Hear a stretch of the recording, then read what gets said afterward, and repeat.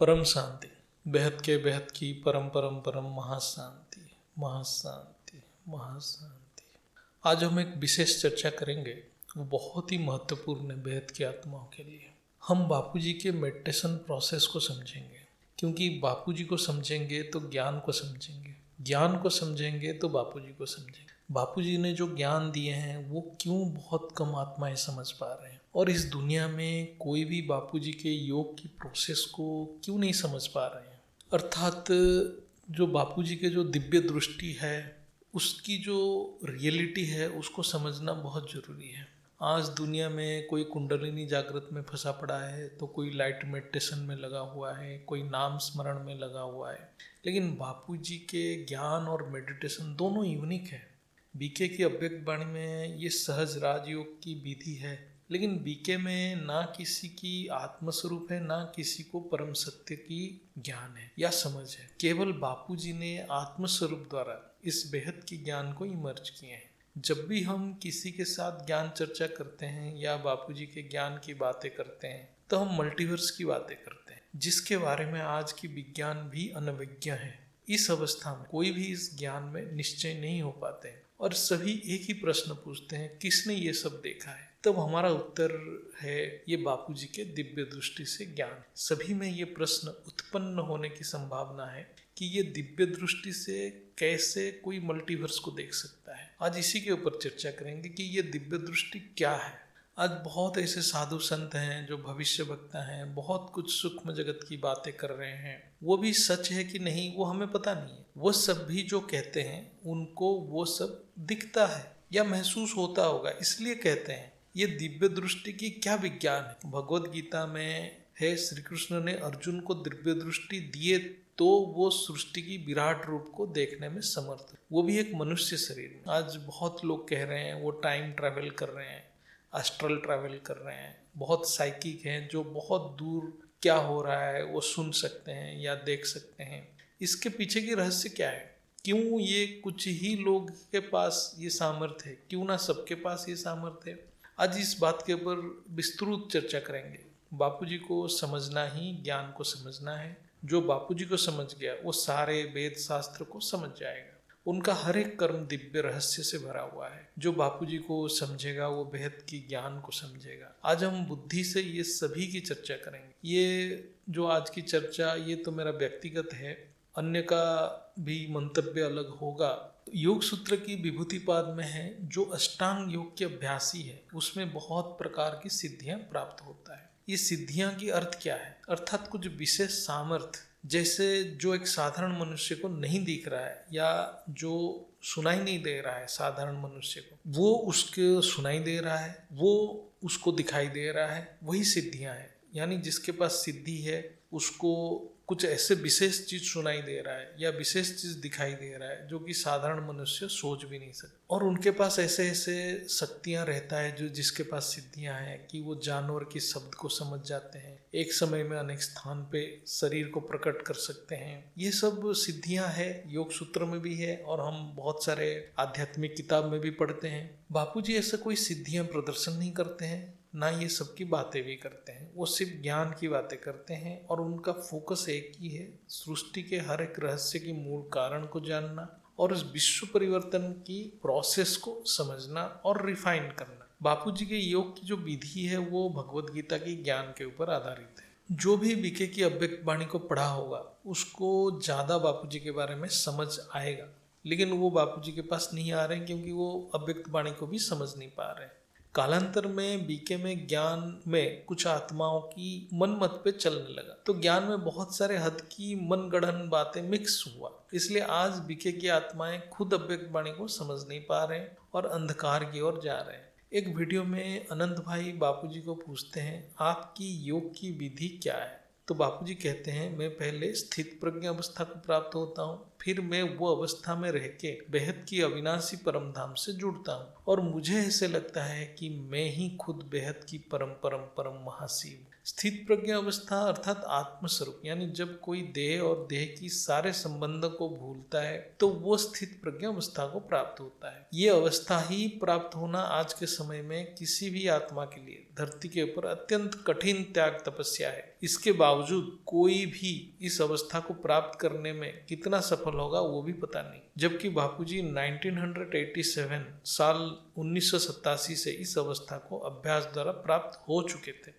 स्थित प्रज्ञ अर्थात आपने मूल स्वरूप में स्थित होना, वही निश्चय बुद्धि है जिसमें आत्मा स्वयं प्रकाश है। वो आत्मा प्रत्येक खुद अनुभूति करता है। बापूजी देहभान से संपूर्ण रूप से मुक्त थे, अर्थात देह बुद्धि से ऊपर चले जाना। इसके लिए मनुष्य को बहुत अभ्यास करना पड़ता है। बापूजी भी इसके लिए अत्यंत साधना किए थे।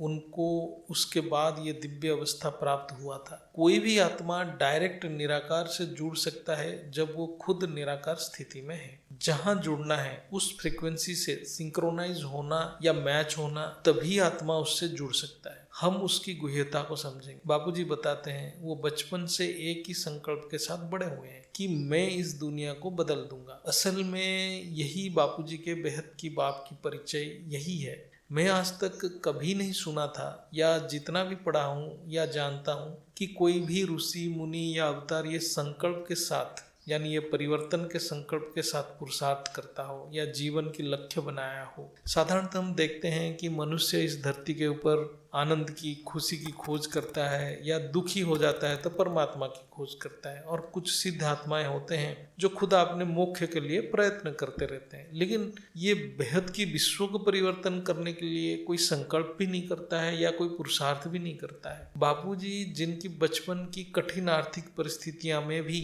वो अन्य के दुख दूर करने और दुनिया को बदलने की जो संकल्प में जी रहे थे, ये एक बहुत ही विशेष गुण या स्वभाव है। ये किसी में नहीं दिखता है। इससे उनकी संस्कार की शुद्धता परिलक्षित होता है, उनकी दिव्यता परिलक्षित होता है। ये बात मेरे मन में एक बहुत बड़ा प्रभाव डाला था, सभी में डाला होगा। जैसे मैं एक साधारण मनुष्य हूँ, मैं ज़्यादा से ज़्यादा इस तमो सृष्टि से केवल बचने के लिए अपने मुक्ति की सोच सकता हूँ। इससे ज़्यादा मैं और कोई ऊंची बात सोच ही नहीं सकता हूँ। जो भी ज्ञानी है उनको ये बात तो पता चल जाता है कि ये सृष्टि तमो है, यहाँ जन्म लेना नहीं चाहिए, लेकिन कोई ये सोचने की सामर्थ्य नहीं रखता है कि इस सृष्टि को परिवर्तन भी कर सकता है। ये संकल्प अद्भुत है। बापूजी के ये जो परिवर्तन की संकल्प बहुत ही अद्भुत है, अनन्य है, दिव्य है। मैं अपनी बात कहूँ, मैं जब बापूजी के वीडियो देखा और सुना, बापूजी जब ये बोलते हैं इस मल्टीवर्स के अलावा और बाकी मल्टीवर्स में जन्म मृत्यु नहीं है, मेरे अंदर जैसे एक बहुत ही बड़ा भूचाल आ गया। ये बात कैसे किसी को पता हो सकता है जबकि यहाँ कोई विनाश के अलावा और कोई बात ही नहीं करता है।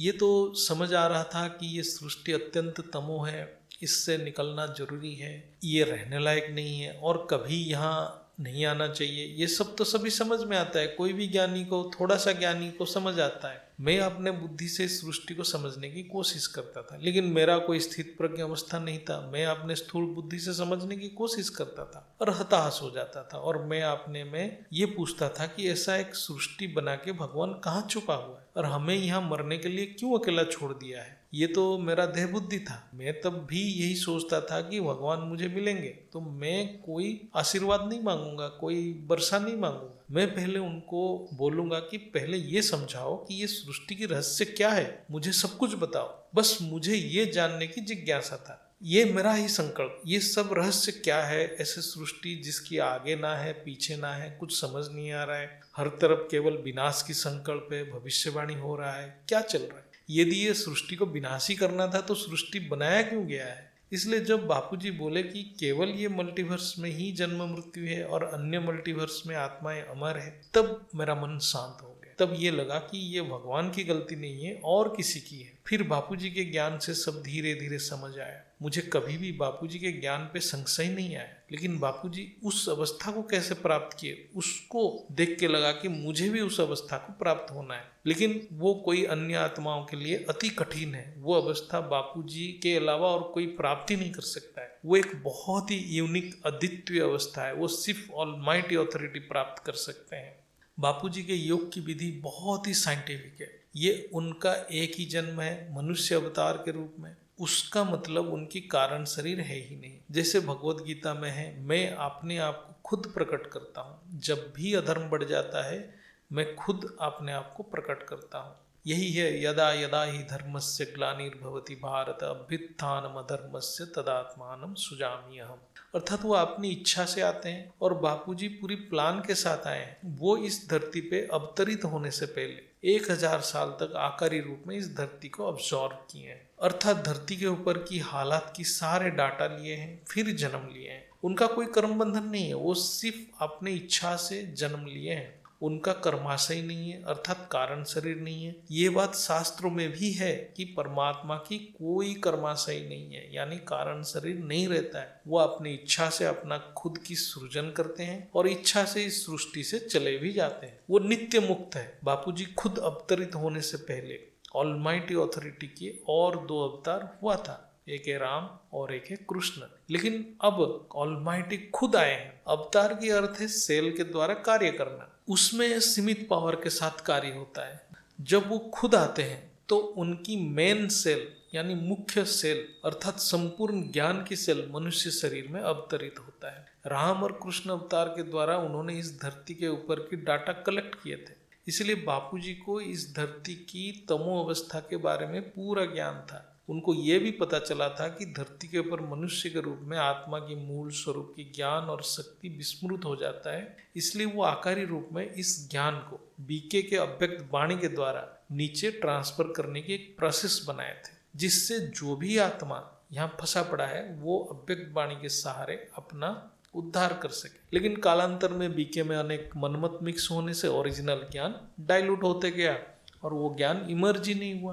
बापूजी सूक्ष्म में ये परिवर्तन की प्रोसेस के ऊपर बहुत काम किए थे और उनमें ऊपर की आयामों की सारे ज्ञान तो था ही, इसके साथ बीके में भी अव्यक्त वाणी से बहुत सारे ज्ञान ट्रांसफर भी धरती के ऊपर किए थे। उन्होंने बहुत डिटेल एनालिसिस करने के बाद यहाँ धरती के ऊपर अवतार लिए हैं, इसलिए वो अपने अनेक आकारी रूप सूक्ष्म में रखे हैं जो कि हेल्पलाइन दे सकें और ये परिवर्तन की कार्य प्रॉपरली हो सके। इसके लिए बापूजी ने बहुत प्रिकॉशन लिए हैं, क्योंकि उनको पता चल चुका था ये धरती अति तमो है, यहाँ से निकलना मुश्किल ही नहीं नामुमकिन है।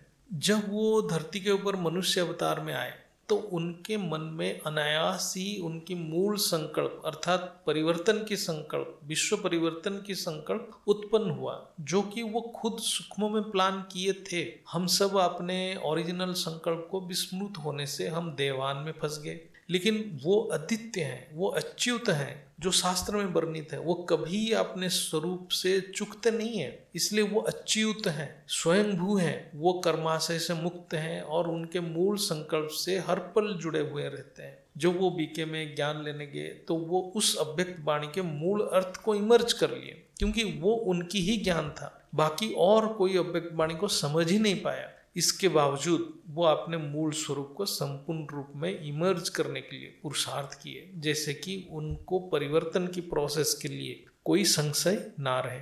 उन्होंने पहले इस ब्रह्मांड की हर एक डाटा को एनालिसिस किए, संपूर्ण तत्वज्ञान को आत्मसात किए। वो डायरेक्ट प्रत्यक्ष रूप से देख के ज्ञान को प्राप्त किए, अर्थात सर्जन और विसर्जन की प्रोसेस को दिव्य दृष्टि के सहारे देखे और परिवर्तन की प्रोसेस को डेवलप किए। अब उनके योग की विधि की थोड़ा विश्लेषण करेंगे। उनके अंदर जो विश्व परिवर्तन की संकल्प इतना तीव्र था, वो डायरेक्ट ऑलमाइटी की शक्ति था, वो अति पावरफुल संकल्प है। वो संकल्प पे वो स्थिर होते गए, उनमें कोई कर्माशय नहीं था, अर्थात कोई जड़ संस्कार नहीं था, तो उनके मूल स्वरूप इमर्ज हुआ, जो कि यहाँ धरती के ऊपर किसी साधारण आत्मा के लिए संभव नहीं है। वो डायरेक्ट साकार में निराकार को गृहस्थ में रह के इमर्ज कर लिए, अर्थात उनकी जो आत्मा की शक्ति इमर्ज हो गया। उनको सारे स्मृति आ गया कि वो किस लिए यहाँ धरती पे आए हैं। लेकिन जब धरती पे अवतार लेते हैं तो निराकारी की फुल पावर की कुछ ही अंश स्थूल पे आ सकता है, अन्यथा ये स्थूल सृष्टि की अस्तित्व नहीं रहेगा, अर्थात ब्रह्मांड उतना ऊर्जा को धारण नहीं कर सकता है। इसलिए बहुत ही छोटा सा अंश पावर से धरती पे अवतार होता है। जैसे स्थूल शरीर स्थूल जगत से कनेक्टेड रहता है, अर्थात स्थूल जगत की स्पंदन स्थूल शरीर में महसूस होता है। ऐसे ही निराकार जगत की स्पंदन निराकार स्वरूप में हर पल कनेक्टेड रहता है। ये है सहस्राकार चक्र, अर्थात ऊपर की सारे डाटा ऑटोमेटिकली बापूजी के निराकार स्वरूप से कनेक्टेड होते गया, डाउनलोड होते गया। बहुत ऊपर की डाटा के लिए एक आकारी रूप भी हायर डायमेंशन से कनेक्शन बिल्डअप करने के लिए भी मदद करता था, लेकिन वो आकारी रूप को कनेक्ट होने के लिए भी बहुत एक्यूरेसी से पावर चाहिए इस स्थूल शरीर में। इसलिए ये एक बहुत कठिन पुरुषार्थ है, ये इस धरती पे तो कोई कर ही नहीं सकता है, ये केवल ऑलमाइटी ऑथोरिटी कर सकती।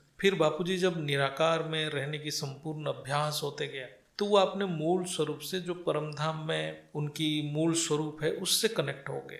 ये जो कनेक्शन होता है ये एक लाइट की हाईवे जैसा, अर्थात सब कुछ डायरेक्ट अनुभव होते जाएगा। ये सब मैं बुद्धि से सोच के मैं कह रहा हूँ, मैं ये जो वेद शास्त्र में पढ़ा और बापूजी के ज्ञान को विश्लेषण किया उस हिसाब से मैं ये चर्चा कर रहा हूँ।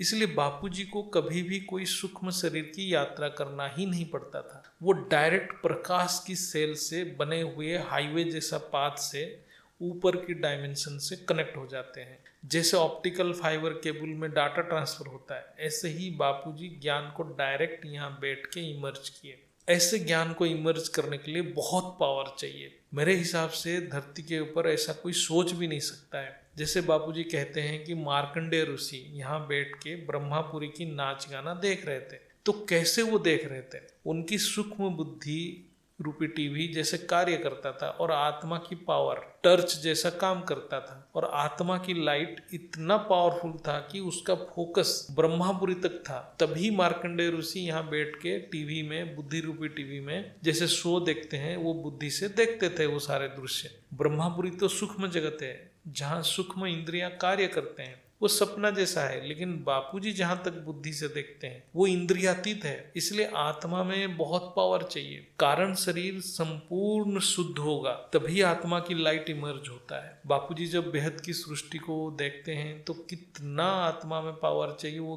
किसी की सोच के बाहर ही है। इतने पावर को इमर्ज करके स्थूल शरीर में हर पल धारण करना एक अत्यंत कठिन पुरुषार्थ है। ये तो सोच की बाहर है, लेकिन इसको समझने से ये पता चलेगा बापूजी की पुरुषार्थ कितना कठिन है, और ये किसी के भी समझ और सामर्थ्य की भी बाहर है। जैसे सैटेलाइट से इंफॉर्मेशन डाउनलोड करना है तो पावर चाहिए और कनेक्शन भी चाहिए, ऐसे ही यहाँ बैठ के आत्मा के पावर से हायर डायमेंशन से कनेक्शन होना और एक्यूरेट डाटा डाउनलोड करना, ये तो सोच की बाहर है। जैसे बापूजी के कुछ पुराने वीडियो में बापूजी हर डायमेंशन में कितने परसेंटेज में कौन सा तत्व है वो भी बताएं, और वो भी डेसिमल नंबर में है। ये तभी संभव है जब हर एक तत्व में जो एग्जैक्ट डाटा स्टोर है, जो वाइब्रेशन है, उसको डाउनलोड हो जाए। बहुत आत्मा बोलते हैं कि मुझे ये दिखता है, मैंने वो दिखा। कोई ब्रह्मापुरी में बता सकता है तत्व में कितना, वायुमंडल में तत्वों की परसेंटेज कितना है, कोई बता सकता है? यहाँ से समझना है बापूजी की प्रोसेस बहुत अलग है, और उनकी ज्ञान से पता चलता है वो कौन है। उनके जैसा कोई बन ही नहीं सकता, ये इम्पॉसिबल है, लेकिन बाहर से वो साधारण दिखते हैं। यही एक बहुत बड़ा माया है। यही कारण है बापूजी की पहचान केवल ज्ञान है। बापूजी के ज्ञान से प्रूव हो रहा है यथा ब्रह्मांडे तथा पिंडे, अर्थात बेहद की बाप के अंदर बेहद की ब्रह्मांड की रिकॉर्ड होता ही है। वही ज्ञान को बापूजी प्रत्यक्ष कर रहे हैं, इसलिए बापूजी की पहचान उनकी ज्ञान ही है। लेकिन ये ज्ञान को इमर्ज करने के लिए आत्मा में बहुत पावर चाहिए। साधारणतः रचना रचयिता की पावर से या परमात्मा की पावर से आत्मा की शक्ति को इमर्ज करता है। जैसे शिव महाशिव की योग से पावर लेते हैं और फिर सृष्टि रचना करते हैं महाकल्प प्रलय के बाद। लेकिन बापूजी किससे पावर लेंगे? वो खुद अपना निराकारी पावर को खुद इमर्ज किए हैं।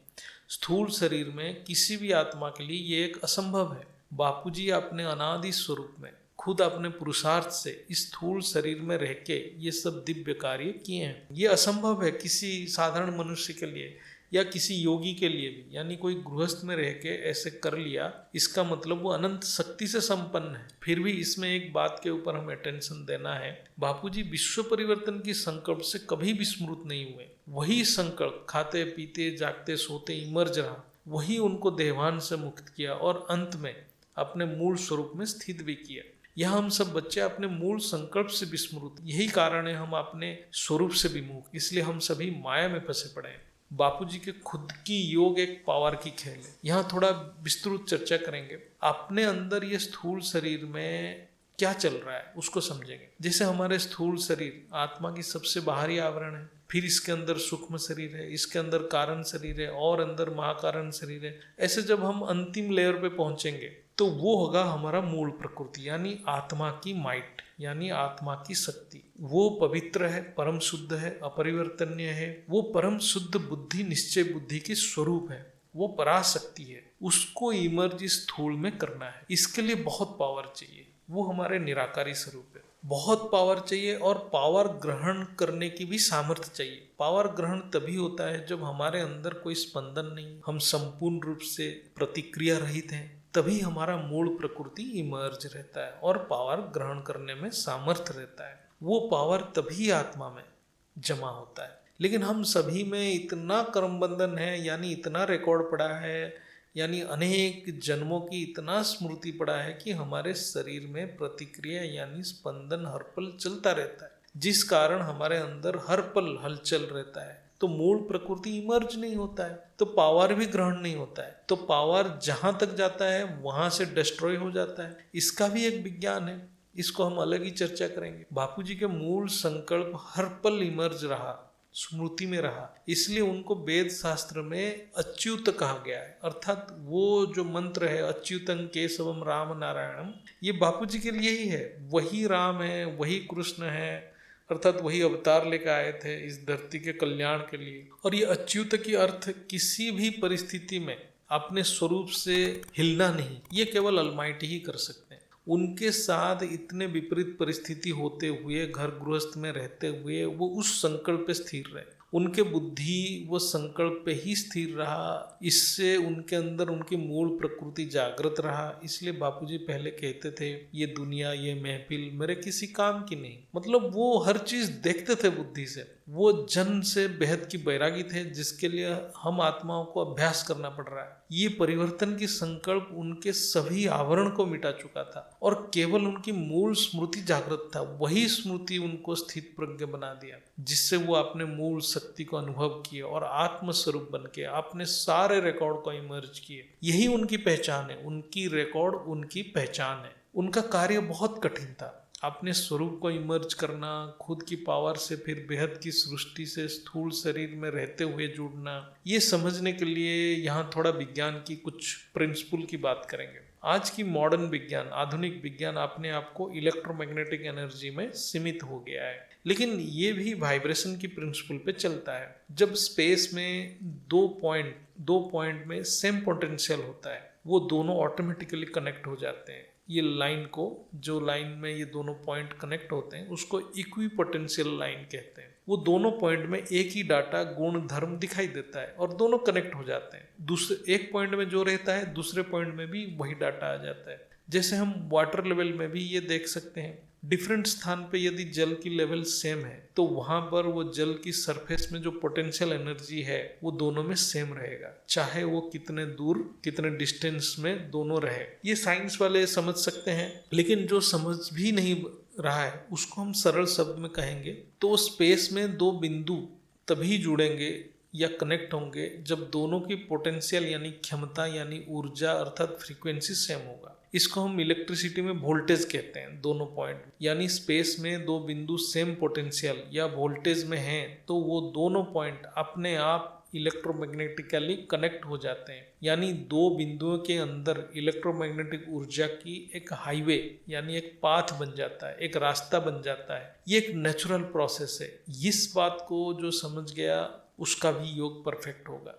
इसलिए मेरे हिसाब से ज्ञान ही योग है। यही चीज बापूजी के साथ हुआ। उन्होंने उनके अंदर जो व्यक्त स्थिति में, जो निराकारी स्थिति को उन्होंने ऐसा इमर्ज किया और वो ऊपर की डायमेंशन में, उच्च आयाम में, ऊंचते ऊंच आयाम में वो कनेक्ट हुए, वो जो परम प्रकाश की एक हाईवे से, पाथ से, एक रास्ता से। यहाँ बापूजी खुद की शक्ति से, अपने पोटेंशियल यानी ऊर्जा से वो डायरेक्ट हायर डायमेंशन की पोटेंशियल से कनेक्ट हो गए और एक डायरेक्ट पाथ या रास्ता बन गया, जिससे सारे डाटा ट्रांसफर ऑटोमेटिक हुआ। इलेक्ट्रोमैग्नेटिक वाइब्रेशन के हिसाब से विज्ञान वो दो पॉइंट की वोल्टेज या पोटेंशियल को समान मानता है। यहाँ बापूजी के योग की प्रसंग में ऊर्जा की पाथ कहेंगे जो डायरेक्ट परम प्रकाश से कनेक्ट होता है। खुद अपने में पुरुषार्थ करके देहभान से मुक्त होना और डायरेक्ट ऊपर की ऊर्जा के लेवल तक पहुंचना और जुड़ना, ये एक बहुत ही कठिन पुरुषार्थ है। बापूजी के आकारी रूप उनको पहले पहले हेल्प किया था, लेकिन वो आकारी रूप की पोटेंशियल या वोल्टेज या ऊर्जा से सिंक्रोनाइज करना भी एक बहुत बड़ा पुरुषार्थ है। ये जो ऊर्जा की कनेक्शन से जो परम प्रकाश की हाईवे बनता है, उससे बापूजी धरती के ऊपर बैठ के अति सूक्ष्म बुद्धि से स्वाभाविक रूप में सारे डाटा को प्रत्यक्ष देख सकते हैं। धीरे धीरे बापूजी में पावर बढ़ते गया और फिर उनको कोई आकारी रूप की जरूरत नहीं पड़ा, खुद डायरेक्ट अपने पावर से सभी देखने लगे, सभी कुछ देखने लगे। बापूजी जो ब्लैक बोर्ड में यूनिवर्स या मल्टीवर्स इत्यादि के ज्ञान देते थे, तब वो इस अवस्था में रह के पढ़ाते थे, यानी डायरेक्ट वो देखते थे और पढ़ाते थे। जब एंड्रोमेडा गैलेक्सी के ऊपर भी वीडियो बना था, तब भी वो ऐसे ही ऊपर के डायमेंशन से कनेक्ट होकर अनंत भाई के सारे प्रश्न के उत्तर दिए थे। इससे पता चलता है वो कौन है। इसलिए ये कहा जाता है उनको केवल ज्ञान से ही पहचान सकते हैं और इसके अलावा और कोई उपाय ही नहीं है। इसलिए हर एक आत्मा को ज्ञान योग से अपना वोल्टेज बढ़ाना चाहिए, पोटेंशियल को बढ़ाना चाहिए, ऊर्जा को बढ़ाना चाहिए। बापूजी ने अपने पावर से ज्ञान को इमर्ज किए हैं, लेकिन बच्चों को ज्ञान की समझ से पावर को इमर्ज करना पड़ेगा। ये पुरुषार्थ तो बच्चों को करना ही पड़ेगा। बापूजी की कार्य बहुत जटिल कठिन था, बच्चों के लिए ये बहुत आसान हो गया, क्योंकि बेहद की बच्चों के लिए बापूजी खुद साकारी रूप में ज्ञान और पावर देने के लिए नीचे आ गए हैं। बेहद की बच्चों को सिर्फ ज्ञान से साकारी बापूजी को पहचानना है तो पावर तो मिलते ही जाएगा। इससे आसान पुरुषार्थ और कुछ हो ही नहीं सकता। इसलिए बापूजी की योग विलक्षण है, साधारण मनुष्य की समझ से परे है। बापूजी के साकार रूप से योग को सहज राजयोग कहा जाता है, क्योंकि ये सहज है, क्योंकि बापूजी से हम सभी आसानी से कनेक्ट हो जाते हैं और बापूजी के ज्ञान में सारे राज यानी रहस्य को हम जब समझ जाते हैं, इससे ऑटोमेटिक बापूजी के निराकार रूप से हम जुड़ जाते हैं और हम अपने मूल संकल्प से जुड़ जाते हैं। बापूजी दया की सागर हैं, प्यार की सागर हैं। वो कहाँ थे, कहाँ से आ गए हम जैसे बच्चों को बचाने के लिए। इस ज्ञान में आने से पहले मेरे बुद्धि में एक ऐसा कल्पना था कि मेरे गुरु ऐसे होंगे कि जो यहाँ बैठे बैठे ऊपर क्या हो रहा है सभी अपने दिव्य दृष्टि से बता सकेंगे, और वो सृष्टि में कोई भी रहस्य हो वो सभी के उत्तर मेरे गुरु से मिल जाएगा। वही केवल मेरे गुरु होंगे और मैं उनके पास समर्पण हो जाऊंगा। पहले मैं जब YouTube या कहीं भी गुरु गोसाई देखता था, वो सभी किताबी बातें करते थे, कोई भी रहस्य को प्रकट नहीं करते थे। ऊपर की आयम की बातें तो किसी के पता ही नहीं था, कोई बोलता भी नहीं था। मैं फिर दत्तात्रेय पंथी से कुछ ज्ञान लिया तो वहाँ सनातन ज्ञान अच्छा था, लेकिन वहाँ कुछ सूक्ष्म जगत की भी प्रभाव से चमत्कार इत्यादि होता था। उस समय मैं उस चमत्कार को समझना चाहता था, यानी मैं सोचता था केवल गुरु क्यों चमत्कार कर रहा है, हमें भी चमत्कार की शक्ति आना चाहिए। ऐसे खोज करते करते जब मेरा कर्म की जाल या कर्म बंधन धीरे धीरे खत्म हुआ होगा, तभी मैं बापूजी के सानिध्य में आया। फिर मेरे सारे इच्छाएं पूर्ति हुआ। एक तो बापूजी बेहद की ज्ञान देते हैं जो मैं सुनना चाहता था, दूसरा उनके पास हर एक प्रश्न के उत्तर था। उनके सारे ज्ञान विज्ञान से और शास्त्र से भी टैली कर रहा है। मुझे धीरे धीरे सारे रहस्य समझ भी आ गया। फिर मुझे बहुत ज्ञान की अनुभूति भी हुआ। मुझे केवल ज्ञान की अनुभूति हुआ, कोई साक्षात्कार नहीं हुआ है। मैं तो गुरु खोज रहा था, लेकिन मुझे तो उससे बड़ा मिल गया। अर्थात मैं कभी सोचा ही नहीं था ऑलमाइटी अथॉरिटी जो बाप बन के कभी किसी को मिल सकता है। बाद में जब अव्यक्त वाणी पढ़ा, वहाँ ये सब लिखा है, मैंने देखा। मैं बापूजी के अलावा ना और कुछ सोचा या देखा। उनके मुख से निकली हुई वाक्य मेरे लिए ब्रह्म वाक्य है। जो भी वो बोलते हैं मैं मानता हूँ वो 100% होना ही है। यदि कोई चेंज होता है और फिर वो और अच्छे के लिए ही होगा, क्योंकि बापूजी परम कल्याणकारी हैं। ऐसे देखा जाए तो मैं आत्मा की जो ज्ञान की जितनी खोज था वो संपूर्ण रूप से पूर्ण हो गया है। अभी तो मुझे बनोस मिल रहा है। जब वेद शास्त्र को भी मैंने अध्ययन किया तो बापूजी को और गहराई में मैं समझ पाया, नहीं तो पहले मैं इतना समझ नहीं पा रहा था बापूजी को।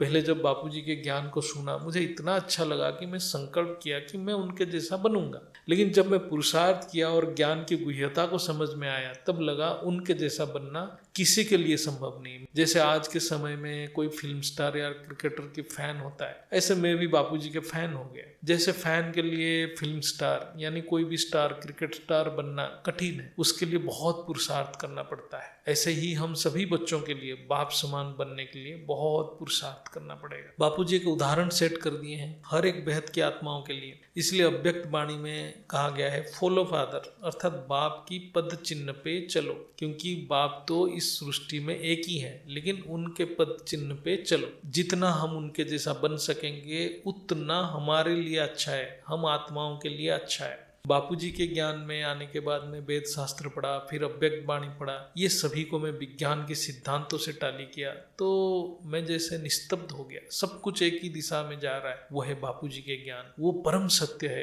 कालांतर में विज्ञान भी बापूजी के ज्ञान को समझेगा, अन्यथा विज्ञान भी खत्म हो जाएगा, क्योंकि विज्ञान एक सीमित दायरे में समेट चुका है। इसलिए बापूजी के दिव्य दृष्टि को कोई साधारण आत्मा को हम समझा नहीं सकते। ये दिव्य दृष्टि की कॉन्सेप्ट को और थोड़ा व्याख्या करते हैं। जैसे हमारे शरीर है, उसमें बहुत सारे आयाम है, स्थूल से परे सूक्ष्म, सूक्ष्म से परे कारण, कारण से परे महाकारण, महाकारण से परे परम महाकारण, उसमें से परे और भी सूक्ष्म, फिर आत्मा के साथ मूल प्रकृति यानी महत्त्व या माइट है। जब हम केवल स्थूल का अनुभूति कर रहे हैं तो उस समय हमारे बुद्धि कुछ ऊर्जा की फ्रीक्वेंसी को अनुभव कर रहा है, जो कि स्थूल इंद्रियों द्वारा हम स्पष्ट रूप से देख सकते हैं।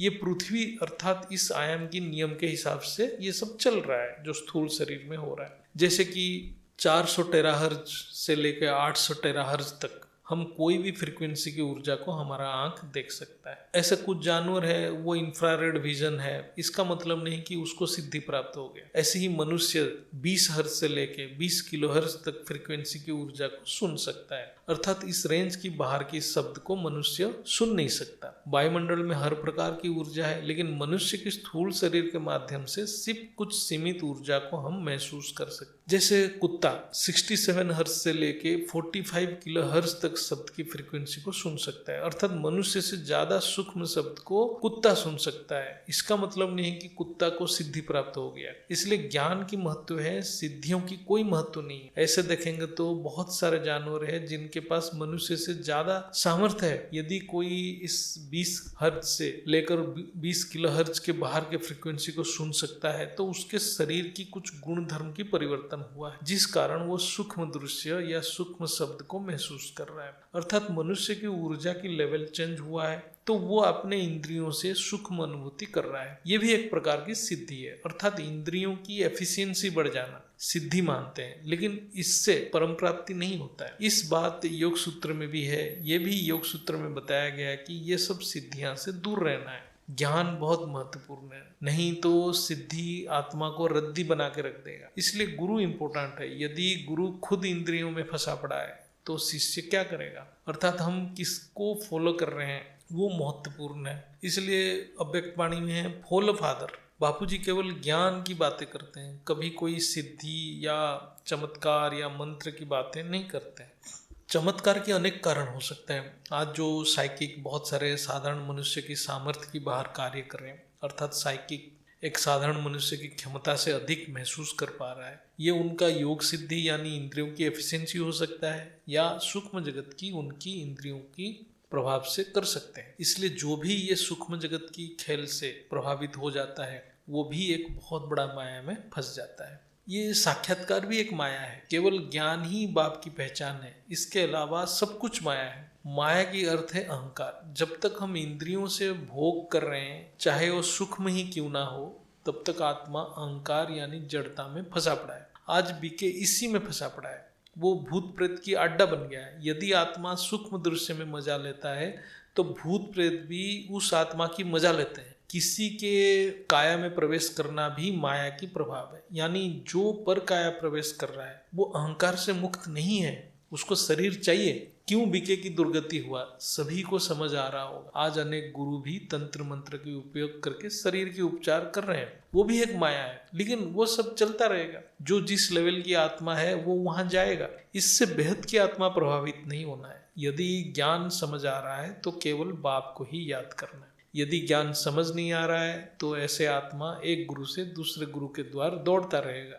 जब हम बुद्धि से स्थूल शरीर का अनुभव करते हैं तो स्थूल शरीर की ऊर्जा को बोध करते हैं, जो इंद्रियों से अनुभूति होता है। जब हम बुद्धि से सूक्ष्म शरीर को बोध करते हैं तो उस ऊर्जा को सूक्ष्म इंद्रियों से बोध करते हैं, जिसको हम सपना भी कह सकते हैं। इंद्रियों से चाहे स्थूल दृश्य हो या सूक्ष्म दृश्य हो, इंद्रियां से केवल माया ही अनुभूति होगा। ऐसे ही जब हम कारण शरीर को डायरेक्ट बोध करेंगे तो वो इंद्रियों से परे है, वो केवल बुद्धि से और वाइब्रेशन से यानी बंधन से बोध होगा। इसके ऊपर जितना भी शरीर है यानी कारण शरीर से परे जितना भी शरीर है सब वाइब्रेशन से बोध होगा। इसलिए आकाश तत्व से परे ये सब इंद्रियातीत है। आकार तत्व से परे जितने भी शरीर है उसको बोध करने के लिए बुद्धि चाहिए, सूक्ष्म शुद्ध बुद्धि चाहिए। इसलिए ज्ञान मार्ग में है संकल्पों के ऊपर अटेंशन रखना है। जिसके आत्मा में जितना पावर है वो यदि अंतर्मुखी है तो वो उतने ज्यादा सूक्ष्म संकल्पों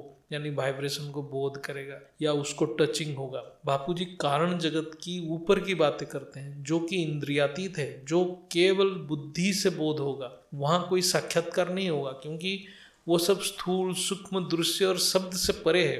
बापूजी के इतने पावर है कि वो स्पष्ट रूप से वो सारे ऊंचते ऊंच आयामों की वाइब्रेशन यानी डाटा को बुद्धि से यहाँ बैठ के महसूस करते हैं। उसके लिए कोई एस्ट्रल ट्रैवल करने की जरूरत नहीं या सूक्ष्म शरीर को बाहर निकालने की जरूरत नहीं। ऐसे ही बच्चों को भी केवल ज्ञान की अभ्यास करना है। आत्मा की मूल स्वरूप में लाइट माइट अवस्था में जो स्पंदन या वाइब्रेशन है, जिसको हम वाइब्रेशन नहीं संकल्प कहेंगे, वो परा शब्द है वेद के हिसाब से, जिसको हम परा शक्ति भी कहेंगे। इसको हमारे ज्ञान में कहा गया है परम शांति। परम शांति की भी अनेक आयाम है। जो आत्मा जिस आयाम में परम शांति को अनुभव करेगा वो आत्मा उस आयाम की परम शांति को महसूस करेगा। यही पराशक्ति जब मूल प्रकृति से निकलकर महाकारण कारण शरीर में प्रवेश करता है तो वो पश्यंती वाइब्रेशन या शब्द बन जाता है। ये परा और पश्यंती शब्द इंद्रियातीत है, वो केवल शुद्ध बुद्धि से बोध होगा। ये जितने भी सूक्ष्म दृश्य हम सब देखते हैं वो सब सपना जैसा है, अर्थात हम इंद्रियों को भोग रहे हैं। इसलिए योग में केवल ज्ञान को अनुभव करना है। बापूजी इसलिए कहते हैं परम शांति यानी पराशक्ति को योग में अनुभव करने के लिए। फिर हमारे वाणी में जब परम शांति शब्द निकलेगा तब वो वाणी वायुमंडल में प्रभाव डालेगा, यानी अनुभव के बाद जो वाणी निकलता है उसमें वो वायुमंडल को प्रभावित करता है। ऐसे बोलने से वो वाणी वायुमंडल को प्रभावित नहीं करता या सामने वाला आत्मा को भी प्रभावित नहीं करता। जब यही पश्यंती शब्द हमारे ब्रेन में प्रवेश करता है अर्थात सूक्ष्म शरीर में प्रवेश करता है तब वो मध्यमा स्पंदन यानी शब्द या वाइब्रेशन बनता है, जिसको हम इलेक्ट्रोमैग्नेटिक एनर्जी कहते हैं। ये हमारे इंद्रियां अनुभव करते हैं, यानी मध्यमा स्पंदन को इंद्रियों से अनुभव किया जा सकता है। इसलिए हमारे अंदर अनेक दृश्य बनता है। ये मध्यमा स्पंदन एक सूक्ष्म स्पंदन है लेकिन ये इंद्रियों द्वारा अनुभव होता है। विज्ञान मध्यमा से परे को डिटेक्ट नहीं कर सकता है, इसलिए विज्ञान मन को नहीं जानता, केवल स्थूल ब्रेन को स्टडी कर रहा है। आत्मा की जितना पावर होगा वो उतना सूक्ष्म स्पंदन को अनुभव करेगा। जितना सूक्ष्म स्पंदन को अनुभव करेगा आत्मा ऊंचते ऊंच डायमेंशन की सारे तथ्य इस धरती के ऊपर अनुभव करेगा। इसलिए बापूजी ऊपर की दृश्य को 100% यहाँ बता ही नहीं सकते हैं क्योंकि वो सब परा और पश्यंती स्पंदन है, जबकि धरती के ऊपर तो केवल मध्यमा और बैखारी स्पंदन को हम महसूस कर रहे हैं। इसलिए बापूजी बोलते हैं मैं बूंद का बूंद देता हूँ, ज्ञान का बूंद का बूंद देता हूँ। जब कोई भी बेहद की ज्ञान में बापूजी के साकार रूप को ज्ञान से पहचान के श्रीमत के हिसाब से एक्यूरेट पुरुषार्थ करेगा तो उसका सूक्ष्म से सूक्ष्म शरीर इमर्ज होगा, क्योंकि आत्मा में पावर आएगा। इससे उसकी परा और पश्यंती स्पंदन की ओरा बनेगा जो इतना सूक्ष्म है कि वो ऊंचते ऊंच आयाम से कनेक्ट होगा। ये सब ऑटोमेटिक है, ये सब हम इंद्रियों द्वारा जान ही नहीं सकते हैं। अर्थात आत्मा बेहद की ज्ञान की पुरुषार्थ से अपना वोल्टेज बढ़ाएगा और हायर डायमेंशन के लिए पाथवे या हाईवे बनाएगा, जिससे आकारी बापूजी उस आत्मा को पकड़ सकते हैं यानी ढूंढ सकते हैं और अंतिम समय में उस आत्मा को इस धरती से निकाल के ले सकते हैं। यही जो ऊर्जा की हाईवे है ये हमारे सहस्त्रागार से निकलता है। इसलिए बापूजी बोलते हैं आकारी बापूजी बच्चों के चोटी पकड़ के निकाल लें। जो जितना ज़्यादा अभ्यास करेगा उसका चोटी उतना ऊंचा जाएगा और वो उतना आसानी से यहाँ से निकल जाएगा। इसलिए अव्यक्त वाणी में है चोटी के ब्राह्मण बनना है। आज की चर्चा की सारांश है बापूजी अद्वितीय है, उनके ज्ञान अनमोल है, वो इस दुनिया की कोई भी समझ नहीं पाएगा उनको। बेहद की पुरुषार्थ भी केवल बुद्धि की योग है। बापूजी ने बेहद की आत्माओं के लिए ये योग को सहज कर दिए हैं। बापूजी, माँ जी, नीरू माँ सभी को नमन, बंदन, चरण स्पर्श। वो नहीं होते तो हम सभी यहाँ 200 कला की कालअग्नि में बच नहीं पाते। परम शांति, बेहद की परम शांति।